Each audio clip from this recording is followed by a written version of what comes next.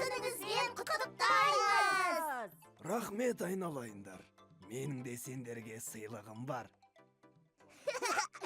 Алақай! Жаңа саябақта үлкен әткеншектер бар. Саябақты қаланың бәрі біледі ғой. Балалар көп шығар. О, ертерек барайықшы.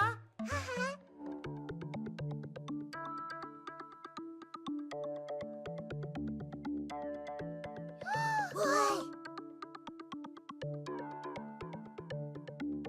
Бәрі біз сияқты жолдан жүре алмайды ғой. Неге сонша асығамыз? Ештен етпейді. Мен жай ғана сүрініп кеттім. Көгерген жерге мұздай нәрсе басу керек.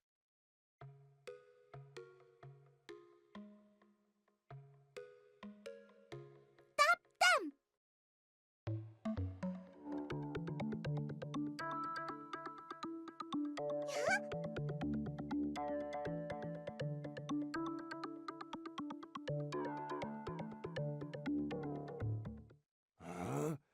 Жақсы болып қалдым. Дегенді асықпай жүрекші. Жарайды.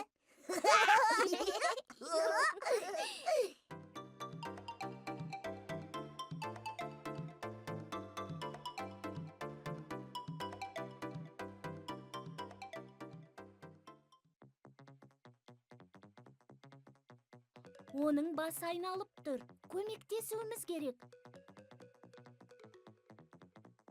Міне, бұлай қарай жүреміз. Бізбен бірге жүріңіз. Мына жердегі шудан өзімнің қайда екенімді ұмытып қалдым ғой. Сендердің болғандарың қандай жақсы.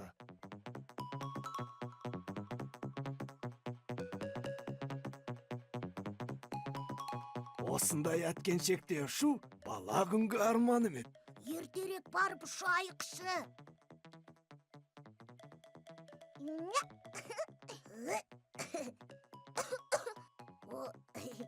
Отырыңыз. Кешірім сұраймын.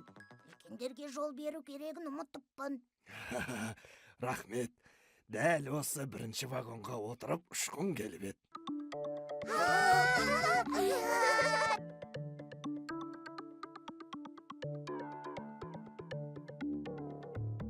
Туған күніңізбен құттықтаймыз.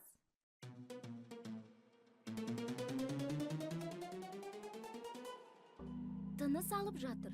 Жүрек қағысы қалыпты. Есінен танып қалған. Жедел жәрдемге қоңырау шалу керек. Тездетіңдер. Бірақ біздің өзіміз бізге дәрігердің көмегі керек. Алло, менің атамның жағдайы қиын. Көмек қажет. Біз орталық саябақтамыз.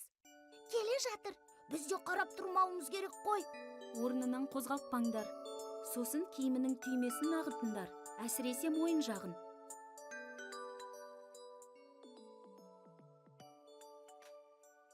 Денсаулықты күту керек. Әсіресе қартайған адамдар денсаулығына аса қатты мән беруі тиіс. Қарт адамдар біз сияқты жылдам жүре алмайды. Жылдамдығын арттырса, сүрініп құлап, бір жерін жаралап алуы мүмкін. Осыны естен шығармаңдар. Біз үшін қарапайым болған іс-әрекеттер қарттарға қиындық туғызуы мүмкін. Олар айғай-шумен қатты дауыстан есеңгіреп қалады. Сондықтан жолдан өтерде көмектесу керек.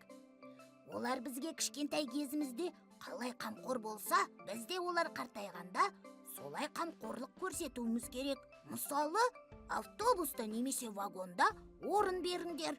Қарттардың барлығының денсаулығы біздікі сияқты мықты болмайды. Егер олар өзін жаман сезіне бастаса, бірден жедел жәрдем шақыру керек.